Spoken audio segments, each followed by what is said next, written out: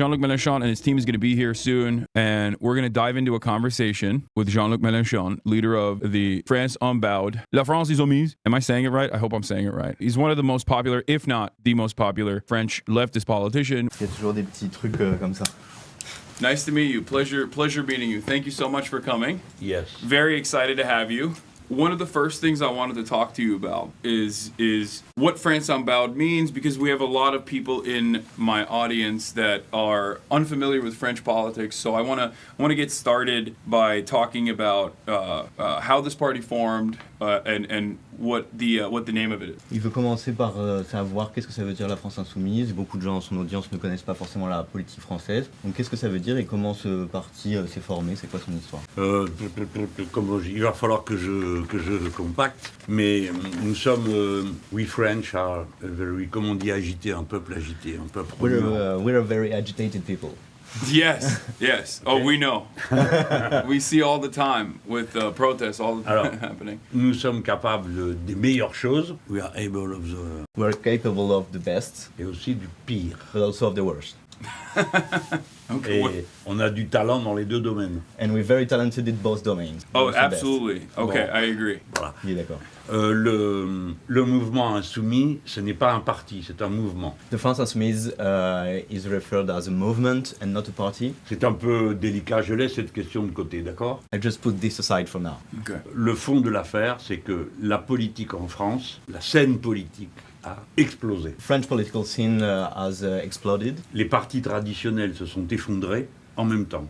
Le Parti socialiste et la droite. Traditional parties just collapsed all at the same time. The Parti socialiste, which was the center-left party, and the center-right. Comme aux États-Unis. Like in the USA. Yeah. Le Parti républicain s'est effondré, dévoré par M. Trump, et le Parti démocrate s'est effondré comme parti de gauche, dévoré, hélas, par personne. The Republican Party in the US has been eaten up by Trump, and the Democratic Party has also collapsed, the left in the Democratic Party, but unfortunately was not eaten up by anyone. Yeah. Well, je termine juste en vous disant, nous sommes entrés avec audace sur la scène, et nous avons fait la jonction avec les mouvements populaire français. Pour résumer tout ça. We entered with great audacity on French political scene, and we made a kind of junction with the French popular social movements. We have basically two right-wing parties in America, as you're aware of. On a en gros deux partis de droite aux États-Unis, comme vous le savez. Yes. Yeah, both of our parties are right-wing. Mais ça fait plaisir d'entendre dire ça. It's cool to hear it from an American. Parce que moi j'ai dit, on me dit Monsieur Trump a gagné contre la gauche. On me dit pourquoi la gauche a perdu. Je dis la gauche n'a pas perdu, il n'y a pas de gauche aux États-Unis. Because I was asked like why Mr. Trump won, why did he won against the left, and I just said no, he didn't win against the left because there is no left in the USA. Absolutely.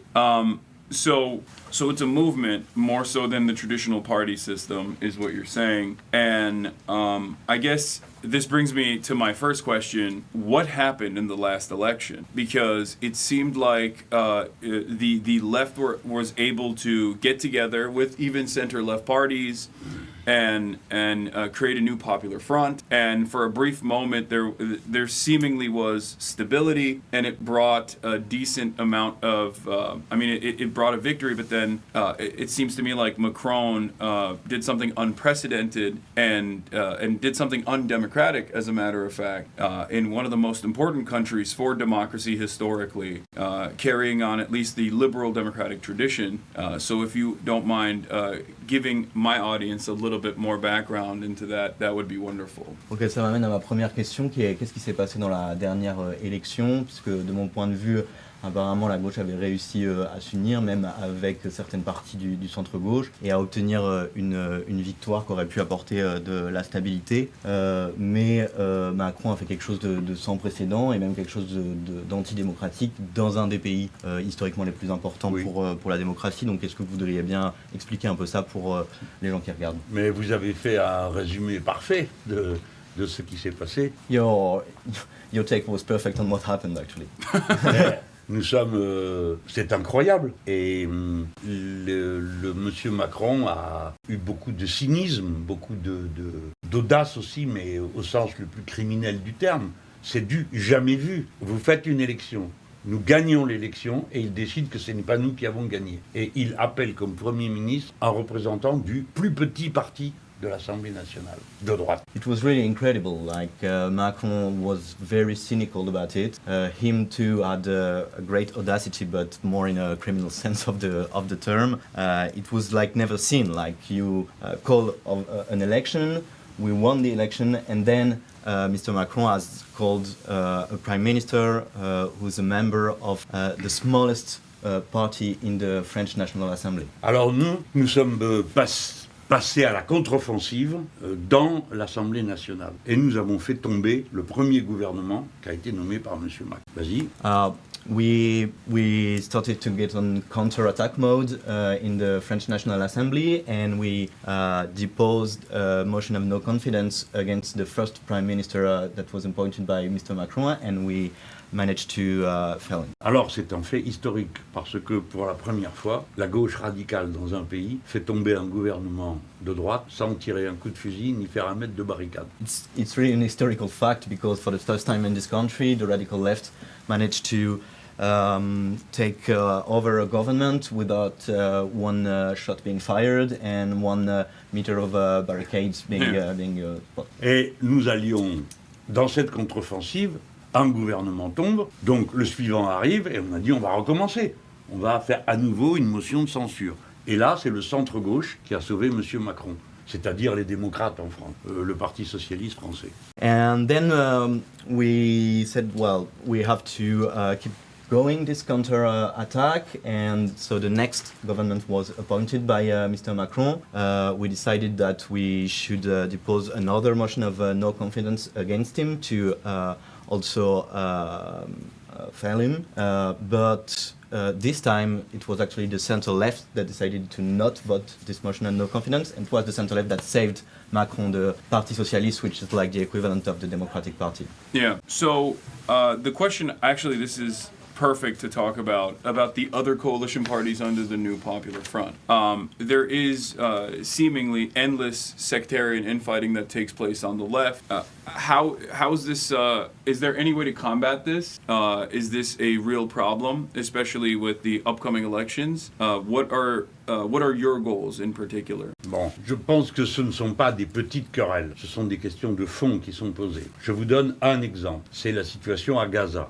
Nous avons, dès le début, nous nous sommes référés au droit international. Et ensuite, nous avons été présents le jour de la Cour internationale de justice. Et ensuite, nous avons condamné le génocide. Et à cause de cela, depuis le 7 octobre, nous sommes sans arrêt accusés d'antisémitisme et de tout. Et dans cette circonstance, il y a eu, nous, fermement aux côtés des Palestiniens, les socialistes qui sont le centre-gauche, eux, dans une position n'osant rien dire.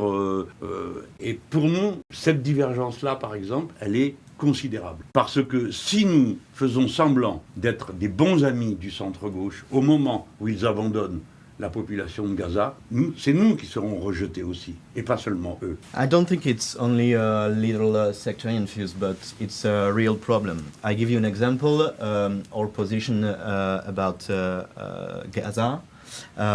Us, Insoumise, from the beginning, we referred to international law in Gaza to be restored. We were present at the International Justice Court when there was the hearing of Israel and South Africa. South Africa. Mm-hmm. We condemned the genocide happening in Gaza, and because of this, we've been since the beginning accused of everything. I'm familiar with that. Yeah. Ouais, il connaît ça.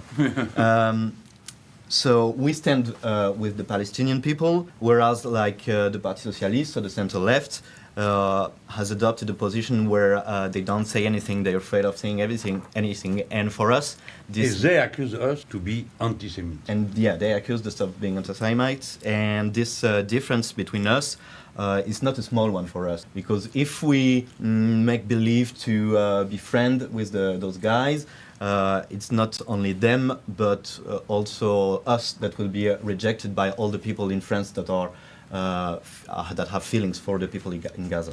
What are some solutions to that in terms of being able to whip the rest of the parties into shape in an effort to launch a united opposition once again when push comes to shove, especially with the very real threat of a nationalist party potentially coming into power? La solution, c'est que la masse des gens dans les quartiers populaires et dans la jeunesse aillent voter.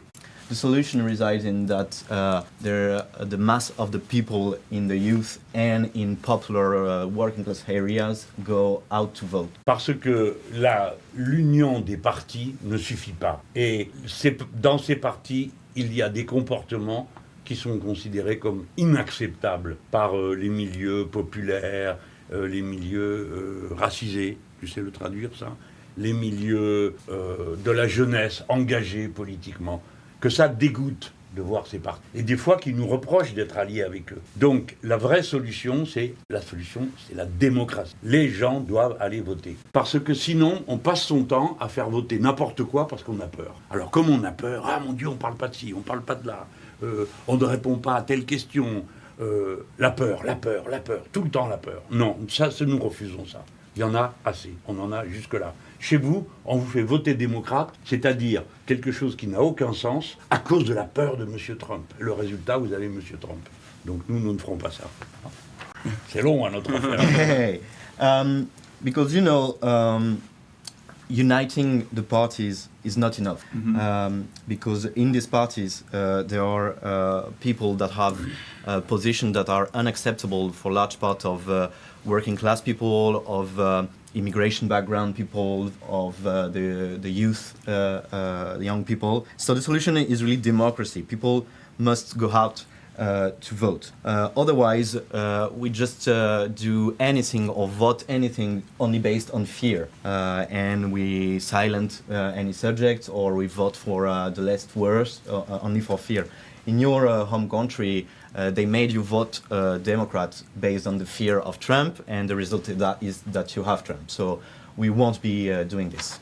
No, absolutely.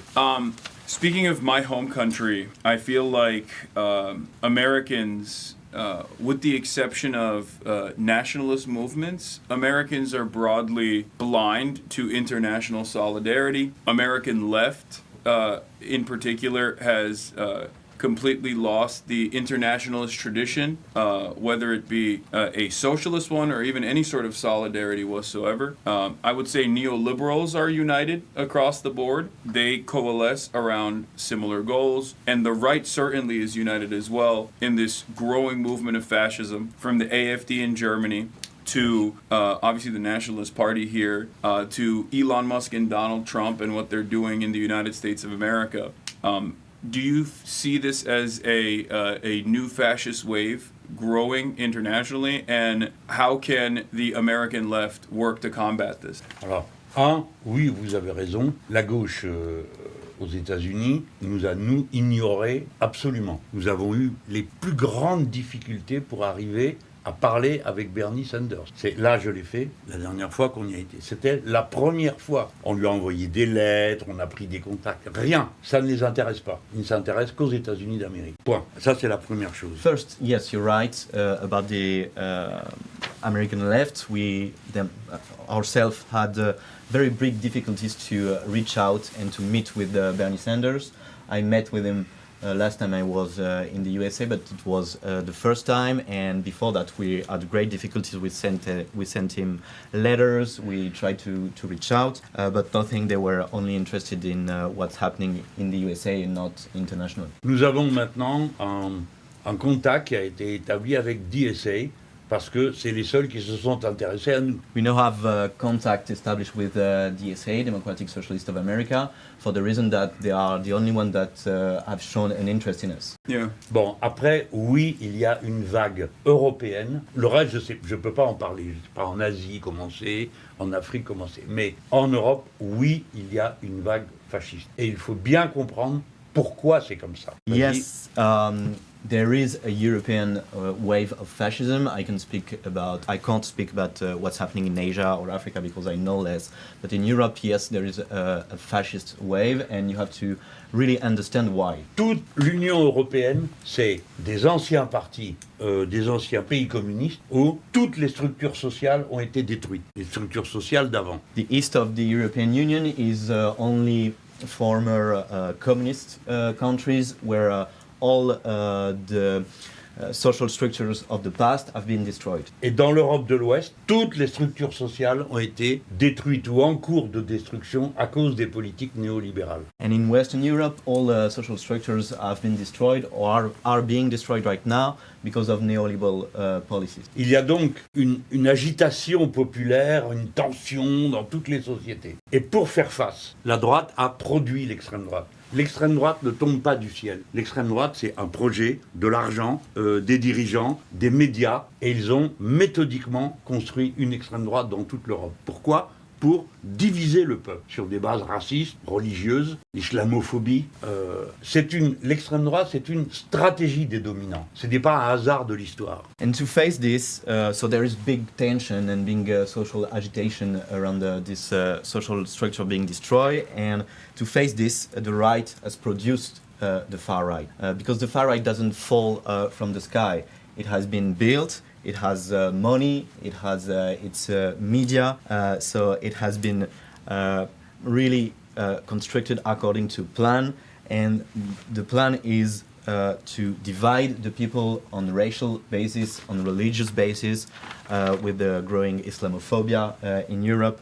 You have to see the far right as a strategy of the dominating people. La riposte, ça consiste à travailler réellement pour gagner la confiance populaire. Et nous y sommes arrivés dans de très nombreux secteurs populaires de notre pays. Mais il faut travailler, pas parler. Il faut parler aussi, mais il faut aller porte après porte, toc toc toc, bonjour, nous vous proposons ceci, nous vous proposons cela. C'est-à-dire être présent et être dans les combats. La gauche institutionnelle ne fiche rien. Elle bavarde, elle dit des choses que personne ne comprend, et ça donne ce que donne ce qu'a fait Madame Kamala Harris. Elle parle à personne.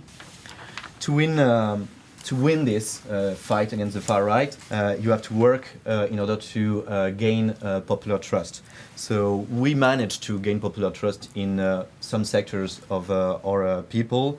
But for doing this, you have to work. You don't have to only talk. You have to go door after door. You have to be in the fights with the people. And here, the institutional left does nothing. It's not in the fight with people. It doesn't work. It does something similar to Kamala Harris did, so that doesn't speak to anyone. Je veux juste terminer en vous donnant...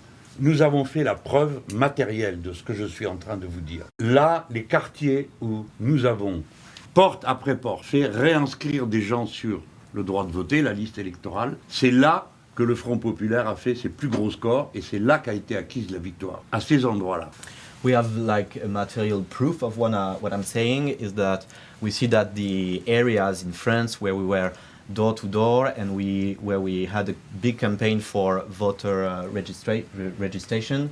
It's also this area where the New Popular Front made its biggest scores, and it's in these areas that the election was won. The left's inability or the left, the Democratic Party in America, and all of the other neoliberal counterparts in Europe, and their inability to combat fascism comes from the fact that sometimes it feels like they are playing the role of controlled opposition rather than showing a true vision of change, either because they are fearful of their same masters of capital, or because they're genuinely worried about disrupting the systems that they've played a role in designing. As far as the instability goes, where is most of your momentum coming from? Because I hear that there's a lot of youth backing you here in France, and also working class background people as well. D'abord, je veux répondre sur le centre-gauche. First, I want to say something about center-left. Moi, je ne veux pas être une vision simpliste, accusatoire, je ne sais pas comment on dit ça en anglais, accusatoire, I don't want to have a simplistic vision or to just being someone that accuses others. Le centre-gauche, les partis socialistes, le Parti démocrate, tous ont en commun leur doctrine, leur logiciel est le suivant. Si le capitalisme doit bien fonctionner. S'il fonctionne bien, on pourra avoir des avantages pour les travailleurs. Voilà le raisonnement. Ils n'ont pas vu que le capitalisme a changé, ils ne partagent plus rien. Avant, vous faites la grève, vous savez où habite votre patron. Aujourd'hui, vous faites la grève, vous ne savez pas où est le patron. C'est un fonds transnational. Bon, premier exemple. Deuxième élément, le logiciel social-démocrate est aberrant. Parce que pour que ça marche, il faut produire sans cesse plus, vendre sans cesse plus. Comme s'il n'y avait pas de crise écologique. Ce qui m'a frappé quand je suis allé aux États-Unis, c'est que personne, dans les gauches que j'ai rencontrées, ne m'a parlé un instant de la crise écologique et du danger majeur pour la civilisation humaine. Personne. J'ai eu l'impression que on vivait dans le passé, à une autre époque. So, what the center-left parties have in common, it's that they share a doctrine. That is, one, capitalism has to function well, and that is, if it's functioning well, we can have advantages for the workers. That's a vision of the past that didn't see that capitalism has changed. In the past, when you went on strike, you knew who the boss, who the CEO was.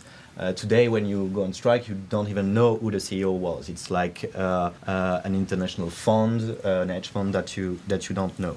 And second, their doctrine, this doctrine of the center left, says that you have to produce more and always more, and consume more and always more.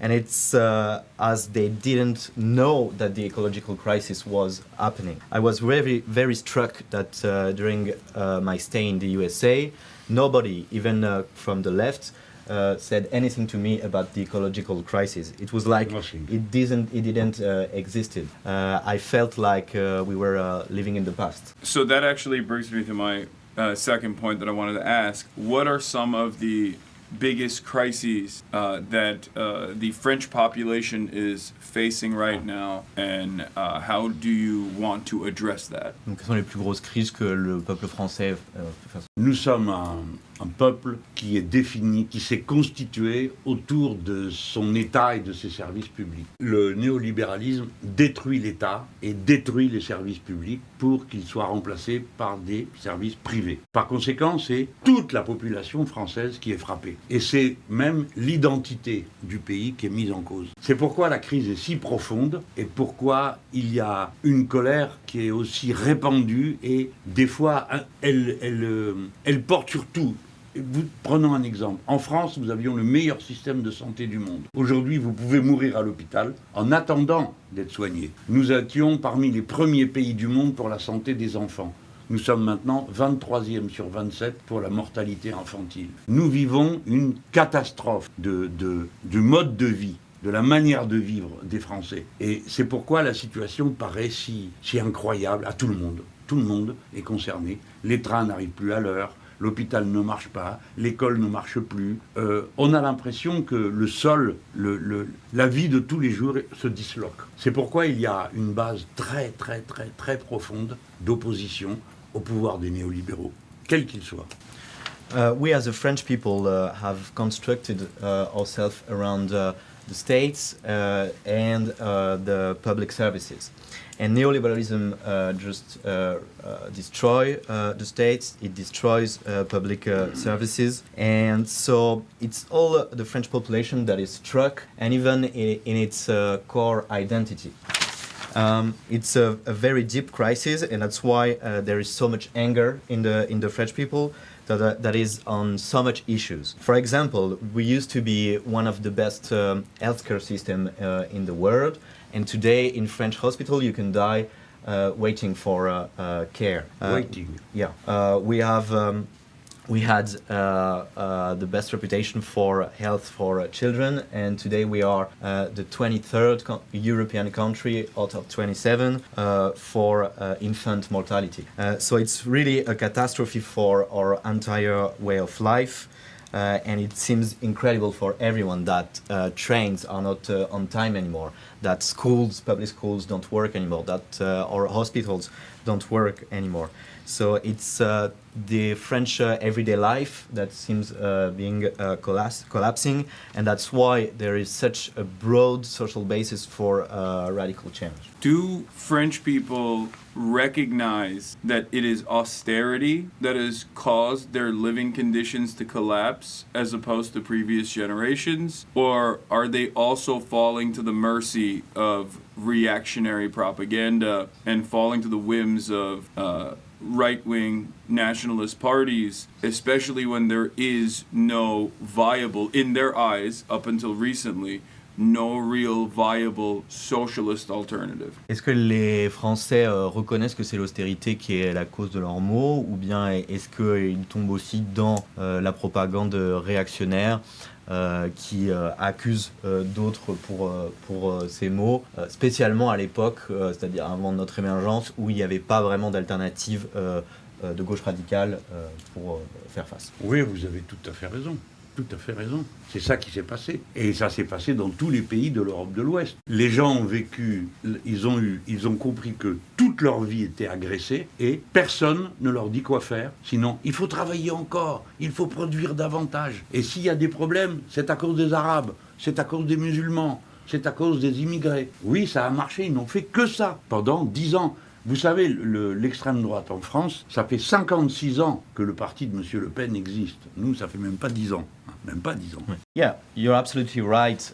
This is what happened, and it happened in all Western Europe countries. Yeah. People have seen all their life being under attack, and no one told them what to do, apart from you have to work more, you have to produce more, and everything is the fault of the Arabs, everything is the fault of the Muslims, everything is the fault of the migrants. And they've been doing this for actually for decades. You know that the Rassemblement National, the nationalist French party, is around from 56 years, and we've been around less than 10 years. Yeah.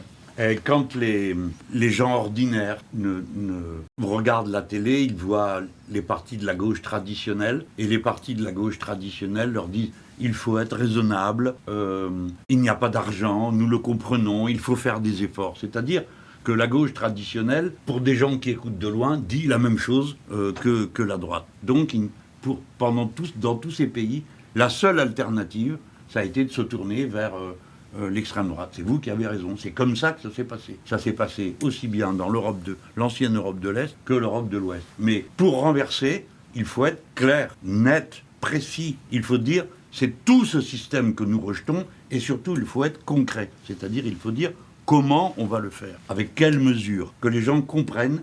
Donc, il faut travailler les programmes, réfléchir aux solutions, et ne jamais laisser un mètre de terrain aux autres. When ordinary people watch TV in Europe, they see the traditional left parties saying to them, we have to be reasonable because there is no money, we have to make more efforts. So if you're looking a bit from far away, you're actually seeing that traditional left and traditional right are saying basically the same thing. So what people thought is that the far right was actually the only alternative to the system. So to change this situation, you have to be very clear. You have to be very clear that you are an anti-system, that you are against this system, and you have also to be very concrete in order to work on concrete propositions and to work on the program. It seems like France is becoming more like America. So here's a slogan. You just say, don't become like America. Il a une suggestion, on dirait que la France devient de plus en plus comme les États-Unis. Donc il nous propose un slogan qui serait « Ne devenez pas les États-Unis ». Oui, mais c'est pour ça que des gens comme lui sont importants. This is why people like you are very important for us. Pour nous. I try. Il essaye. Mais ça va le faire. But we're gonna make it. I hope so. J'espère. Bon. Oh, by the way, we can keep going for as long as you guys want to. I don't want to keep you if you have any other commitments. Have you read my book? I have not yet. je lui donne. So this is It's a my book that you gift. wrote. Thank you so much. So this is a book that you wrote that you now translated to English recently, right? Am I getting that correctly, or C'est is ça, this? c'est un livre que tu as écrit et qui a été traduit récemment en anglais. Oui, oui, et Yeah. qui vient. C'est pour ça que je suis allé aux États-Unis. That's why you went to New Yeah. York. So that's what I was going to ask you about. So they say you're an incredible orator and you love talking. I do too. And a lot of my friends that actually listened to your speeches, they loved it. They thought it was amazing. But let me ask you, what was the most surprising thing about your visit to America? Qu'est-ce qui était le plus surprenant quand tu as visité les États-Unis? Avant ça, il a dit que tu étais un super bon orateur. Non, je mais me souviens pas. j'ai juste vu New York, quelques rues. Dis-lui. I only saw New York City and not a lot of streets even of New York City, Je vous parle franchement. honestly. Pour moi, les États-Unis d'Amérique, c'est là devient tous nos ennuis. For me, the United States of America is the place where all the troubles come from. Et It's true. c'est la deuxième fois que j'y vais. The second time that I was there. Yeah. La première fois The first time I was like, Uh-huh. et la deuxième, je suis obligé de l'avouer, and the second time I have to confess, ça m'a plu. I liked it. Oh, okay. New York. Okay. Just New York. What was Je connais it? pas le reste. What did you was it the food? Did you have anything crazy when you were there? Est-ce que c'est la nourriture qui t'a plu? Est-ce que tu as eu des trucs de Non, fou? non, non, la nourriture. No, not the food. Non, mais il y avait des très bons restaurants italiens et français. à New York. We found very good Italian and French restaurants in New Mais York. personne ne va au magasin à New York. But no one goes to the stores in New York. No. Ça n'arrête pas de livrer des colis partout. It seems like everything is being delivered everywhere. Yeah, that's what It's happens very when you strange have for us. that's what happens when you have a servile underclass that is a part of the gig economy because there's no jobs. C'est ce qui arrive quand il y a une sous-classe qui ne fait que survivre dans cette Oui. économie ubérisée. Oui, on me l'a dit, on me l'a dit. Et nous, on commence aussi à vivre comme ça. And it's starting to be like this in France too. Yeah. Mais si nous gagnons ici, If we win there, on viendra vous donner un coup de main. we will help you here in America. I hope. I hope so. It feels like Macron has sidestepped domestic affairs due to unprecedented unpopularity and has now repositioned himself as a foreign policy leader for France instead of completely stepping away from politics and waiting out the end of his term. He's now seemingly making himself more present in the international stage as he speaks out against Donald Trump and offers support to Ukraine, even saying things such as potentially sending troops to Ukraine. But outside of that, he seemingly has taken some notes from more radical elements in French society, considering that his pivot on Gaza has been shocking, to say the least. He has been very critical of Israel as of the last couple of months. Do you feel like this is insincere, or do you think this is a real change of heart? Is this just more Macron trickery? What's going on there? Juste en parlant de politique étrangère, on a l'impression que Macron s'est un peu retiré de la politique intérieure en France à cause d'une impopularité sans précédent, mais que du coup, plutôt que d'attendre la fin de son mandat, il est devenu plus un leader de politique étrangère en France, qui se fait plus voir sur la scène étrangère. Bon, il y a par exemple le fait que sur l'Ukraine, il a essayé de prendre le contre-pied de Trump, même en disant des trucs un peu fous comme d'envoyer des troupes. Mais ce que je voulais dire, c'est que sur d'autres dossiers, on a l'impression qu'il a été influencé, qu'il a pris en compte en tout cas des avis plus radicaux dans le peuple français, parce que par exemple son pivot qu'il a fait sur Gaza était très choquant, enfin très étonnant pour le moins qu'on puisse dire. Comment vous voyez ça? Il a été ces dernières semaines plus critique d'Israël qu'il ne l'avait été avant. Est-ce que c'est insincère pour vous? Est-ce qu'il a vraiment eu un changement d'avis? Est-ce que c'est un truc de Macron encore? Trucage. Dans la période récente, en effet, il a tenu un point de vue plus critique à l'égard de Netanyahou. Mais nous l'avons connu, nous, 2 jours après le 7 octobre, proposant de faire une coalition internationale comme contre Daesh, c'est-à-dire qu'il proposait d'entrer en guerre contre Hamas et contre la population palestinienne. Donc maintenant nous le voyons dire d'autres choses, on peut se demander en effet pourquoi. Mais il y a une raison, c'est que massivement, les Français sont hostiles à la politique de M. Netanyahou. Massivement. Et on ne peut pas... Il est déjà impopulaire pour des raisons intérieures. Il essaye d'être...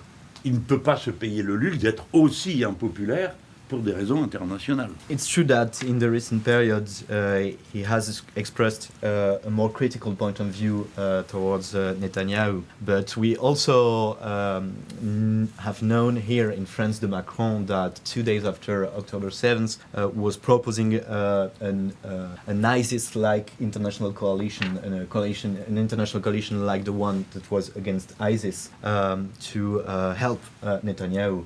And so he was proposing that France would go to war against the Palestinian people. Now he's saying a different thing. The question is why he's saying that. And there is a reason, is that the French people are massively hostile to Netanyahu international and policies in Gaza. So Macron, that is already really unpopular for domestic reasons, does not have the luxury to be on top of that, unpopular for international reasons. Yeah. Mais l'Europe tout entière est couchée devant Trump. Ils gesticulent, ils parlent un peu, mais ils ne font rien. Et ils ont décidé de voter des budgets d'armement au niveau où Trump avait exigé qu'il les vote. Par conséquent, le président Macron n'a aucune influence sur cette situation. Et ça, pour nous, c'est un problème, pour nous les Français, parce que on peut se demander si nous avons la capacité d'agir de manière efficace en étant enfermés dans un club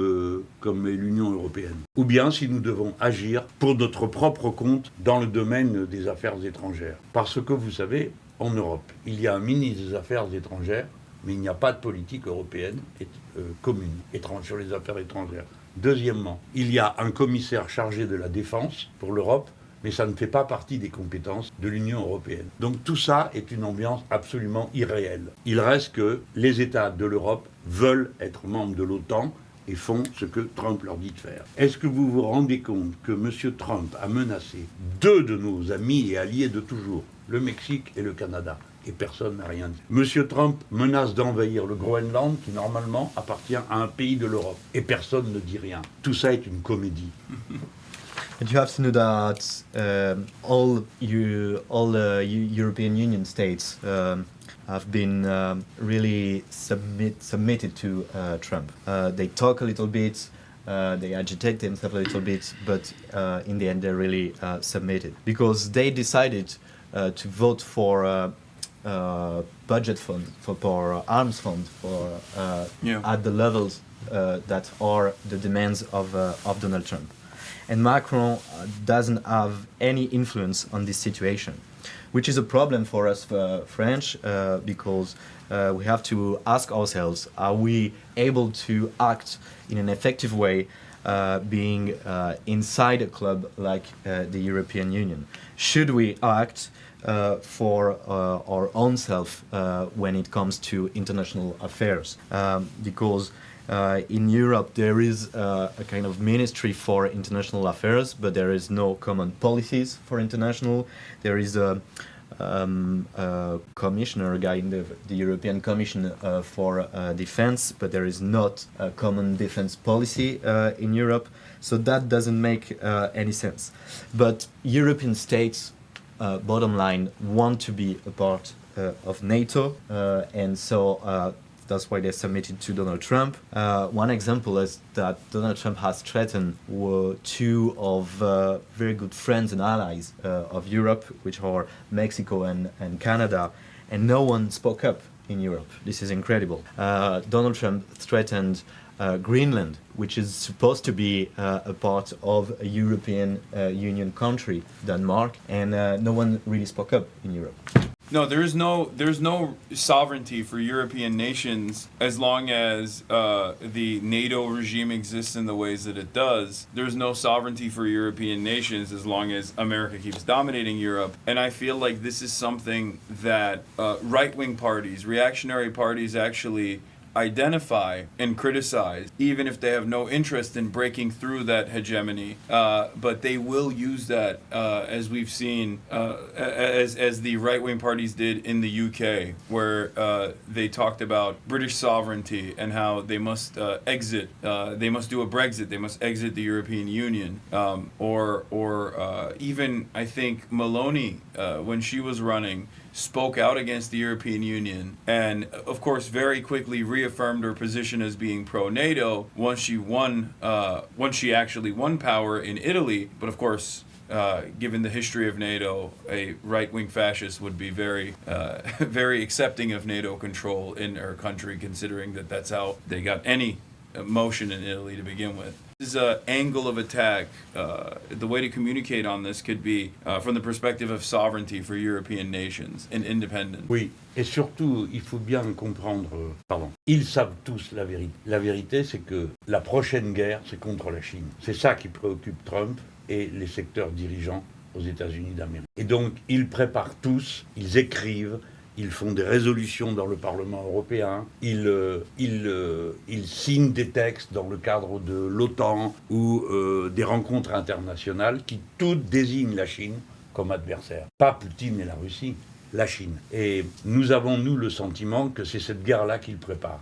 Et donc, pour l'instant, ils se préparent à être à nouveau tous d'accord avec les États-Unis d'Amérique. C'est ça qu'ils préparent. Ils ne préparent pas l'affirmation de la souveraineté, de je sais pas comment, rien de tout ça, rien de tout ça. Ils sont en train de préparer comment ils vont être avec les États-Unis d'Amérique contre la Chine.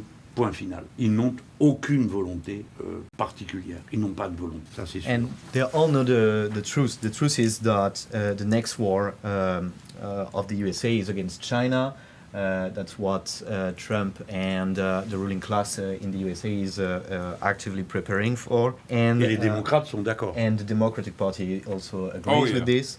And so the European leaders are all preparing for this. They are voting resolution in the European Parliament against this. They are signing text in NATO meetings or international meetings that are all appointing China as the opponent, not Putin and Russia, but China. They are actually preparing themselves to be once again in accordance, to agree once again with America. They are not preparing themselves for sovereignty or anything else. They're preparing themselves to be against China with America. They have no proper will. That's actually really interesting because there is also economic warfare where Europe is the biggest, out of all of the Western powers, out of all of the global North nations, European countries are stuck between China and America and stand to lose the most from America's ambitions against China. Instead of trying to cut new deals with China and find a new way to engage in global cooperation, it seems like Europe is willing to take economic damage in the short term with the hopes that American hegemony will continue. C'est aussi la question de la guerre économique. L'Europe est une région du monde qui en fait est coincée entre les États-Unis et la Chine et qui a le plus à perdre en fait de la guerre économique entre les États-Unis et la Chine, et on a l'impression que les Européens, au lieu d'essayer de négocier eux-mêmes d'autres ou de meilleurs accords avec la Chine ou de s'engager dans une autre coopération commerciale dans le monde, est prête à accepter de prendre des coups sur son économie dans l'espoir qu'à long terme l'hégémonie américaine va continuer. Dis-lui qu'il est le premier Américain que j'entends qui dit des choses sensées. You're the first American person he hears that says sensitive things. I mean, it's true. Et nous sommes absolument d'accord. We are in complete accordance. Sur ce qu'il vient de dire. On what you just said. Et nous pensons, je pense pour ma part, que les démocrates étaient plus sournois. Non, disons plus enjôleurs. He's saying that the Democratic Party was more, I don't know how to traduce this word, they're more like... What's the word? Kind. Sournois, more like kind of... I don't know how to say that. They have not a brutal approach, but they have more a kind of soft approach to the Soft-handed. China Mais problem. Trump est ouvertement en train de vassaliser l'Europe. Trump is openly making Europe his vassals. Oh yeah, absolutely. Il dit, vous allez tous mettre 5% de votre richesse pour acheter des armes. He says you have every one of you have to put 5% of your GDP to Yeah. buy arms. C'est pas des armes françaises qu'ils vont acheter. But they're not going to buy French arms. Ils vont acheter Yeah. des armes They're américaines. going to of buy course. American, Des F-35. American arms like F-35. Yeah. Il n'y a pas un F-35 qui décolle simplement si les États-Unis ne veulent pas. But an F-35 fighter jet, to take this example, cannot work if the American president does not agree. Eh Yeah. bien, aussitôt, Madame von der Leyen a fait voter un budget global de 850 milliards d'euros. C'est exactement la somme demandée par Trump. And Ursula von der Leyen, who is the president of the European Commission, has put to vote an 800 billion plan for armament in Europe, which is exactly the sum that was asked by Donald Trump. We are even authorized to do new debts Pour for acheter this, des armes. to buy arms. Yeah. Alors, est-ce que vous vous rendez compte le cynisme, la brutalité de ça? This is very cynical, very brutal. On ne Yeah. peut pas faire de dette ou avoir de l'argent pour l'éducation, pour la santé, pour les arts, pour la culture, mais pour des armes, oui, et beaucoup, beaucoup, beaucoup d'argent. We are not authorized to make new public debts for healthcare, for education, for culture, for arts.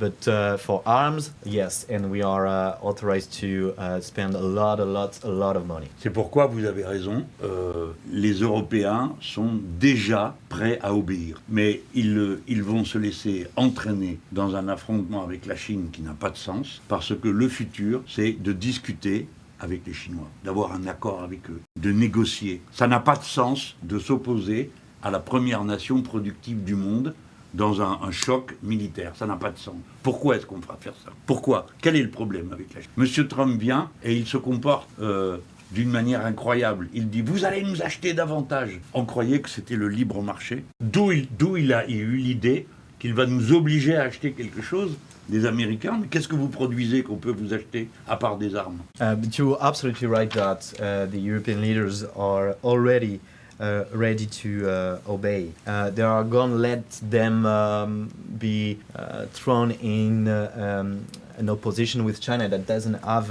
any sense for Europe. For Europe, the future is rather to negotiate, to reach a deal with China, because China is the first productive power.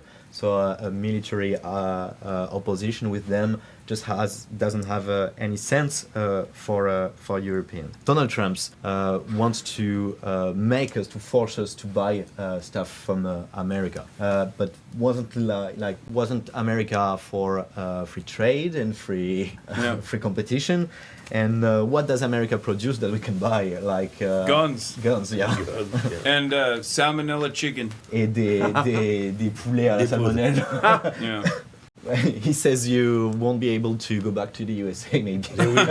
Trump will send you to Oh. Guantanamo. We shall see. That is actually a real worry.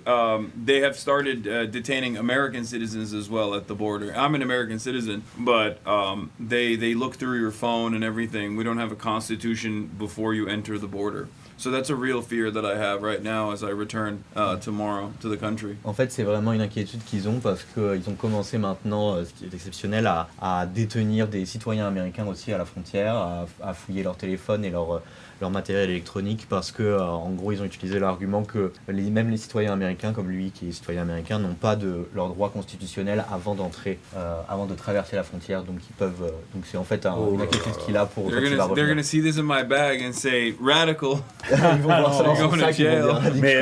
Mais quand nous avons été à New York, ça nous a beaucoup impressionné. Moi, j'avais l'impression de me retrouver dans un petit peu, vous voyez, plus ou moins l'ambiance de l'URSS avant. Les gens, des Français, avaient peur de venir aux réunions où je me trouvais. Et ils nous ont envoyé des messages pour dire nous avons peur d'être expulsés ou d'être arrêtés, nous ne venons pas, mais nous vous aimons beaucoup.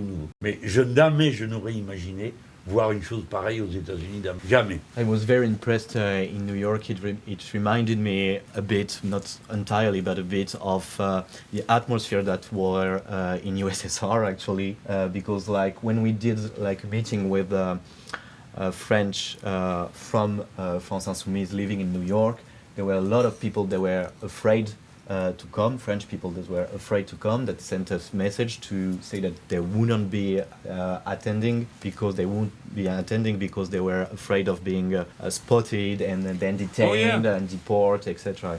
Yeah, America's become a belligerent bully on the global stage. And one thing I always try to stress, because people will say, Hassan, you're anti-American. And the thing that I always try to explain to them is that there is a different way, there is an alternative, and that all of this war and destruction is not even beneficial for the American working class. Even if it was, it still would be immoral and abhorrent. But on top of that, it's simply profit-seeking for the sake of profit-seeking for owners of capital, rather than any sort of redistributive policies that end up making its way to some of the poorest aspects of American society. Mais c'est insupportable comme accusation, parce que moi non plus je ne suis pas anti-américain, ça n'a pas de sens. J'aime la littérature américaine et je me suis formé mon esprit en lisant de grands auteurs nord-américains. Bon, j'ai regardé du cinéma américain, je connais des personnes... Et je suis sûr que les États-Unis d'Amérique, c'est pas Monsieur Trump et tous ses clones, et 400 millions de clones de Trump, nous le savons. Mais il n'y a pas de voix. On n'entend pas quelqu'un, un Américain, dire « Écoutez, nous n'avons rien à voir avec tout ça, nous respectons le Danemark, nous respectons le Canada, nous respectons le Mexique, nous n'avons pas l'intention d'obliger les Européens à nous acheter quoi que ce soit. » Une parole libre, ça nous rassurerait, ça nous ferait du bien. Et en même temps, ça faciliterait l'internationalisme. Mais vu de loin, on a l'impression qu'aux États-Unis, il y a M. Trump, quelque part, des gens qui ne sont pas tout à fait d'accord, mais c'est tout. Et on ne sait pas pourquoi. On ne sait pas pourquoi. Ça, c'est insupportable. C'est comme, si on est contre M. Netanyahou, donc on est antisémite. Si on est contre M. Trump, alors on est anti-américain. C'est une simplification grossière qui empêche de penser. Yeah, it's not acceptable, this kind of accusation. Me neither, actually. I'm not an anti-American. I love American literature, for example. In my youth, I constructed myself with some great American writers. I saw, of course, American cinema. I know American people. I'm not anti-American. I know that in America it's not Trump and 400 million clones of him. But the problem is that there is no powerful enough voice that says something alternative to Trump, that says that we don't have anything to do with this. We respect Denmark, we respect Mexico, we respect Canada. We don't want to force anything on Europe. And if there was such a very powerful voice that said that, it would be easier for also internationalist ties to create. Because from our perspective far away, it seems like there is Mr. Trump, and somewhere in the landscape, in the corner, there are people that don't agree with Trump, but we don't know really why. There is no powerful voice enough. Les dirigeants de la gauche radicale aux États-Unis devraient s'emparer de ces questions. Il faut qu'il y ait une autre voix des États-Unis. Nous avons compris que la voix de M. Macron affaiblissait la France et donnait de nous une image terrible. On a donc tiré la conclusion de ça. Je suis allé au Liban avant l'invasion de M. Netanyahou. Je suis allé en République démocratique du Congo au moment de l'invasion par le Rwanda. Et ainsi de suite. Là, je suis allé au Canada, qui est menacé par les États-Unis d'Amérique. Chaque fois pour dire, la France, c'est nous aussi. Il y a une autre France. Eh bien, c'est ça qui manque des États-Unis d'Amérique. Ça donnerait une force énorme de savoir qu'il y a une force aux États-Unis qui s'intéresse aux autres et qui est capable de nous appeler à des actions communes. Mais on a l'impression... Vous savez, je vous parle bien franchement. Attends, note bien ça maintenant que je le dis. Le danger pour les États-Unis, c'est comme l'Italie. C'est que vous n'ayez plus de gauche. Plus de gauche. Tout d'un coup, il y a la droite ou bien la moitié de la droite. Point final. Parce que vous êtes un très grand pays, très étendu. Il faut beaucoup d'argent pour faire de la politique chez vous. Beaucoup d'argent. Et votre système médiatique, qui est plus libre que le nôtre, joue le jeu des milliardaires aussi. Donc nous sommes très inquiets, pas seulement de M. Trump, de ce qui peut arriver aux États-Unis. The leaders of the radical left in the USA should do this. They should talk about these issues. They should install themselves as another voice for the USA. We in France, we thought that the voice of Macron actually weakened France internationally. So that's why we took action. I went in Lebanon just before the invasion of Netanyahu. I went in the Democratic Republic of Congo just before the invasion of Rwanda. I went in Canada, that was threatened, also in Mexico. And that was to say that France, it's not only Macron. France is also us. There is another France. And I really think that what's missing us is that kind of voice in the USA, another voice in the USA. It would give so much strength to everybody to have this kind of force that could call us to action in regard to what's doing Mr. Trump. Honestly, I'm speaking to you honestly. What I'm fearing also for the USA is what happened in Italy, in Europe, for example, which is that the left is completely erased of the scene. And one day you're waking in, there is only right versus far right, and there is no more left. It has been all eradicated, and I'm very worried that this would happen in the USA because it is such a big country. A country where you need a lot of money to do politics, with a media system that, even if it's, I think, not as bad as ours in France, it's also aligned on billionaires' interest. And I really have a concern for your country, not only in regard to Trump, but also in regard to this.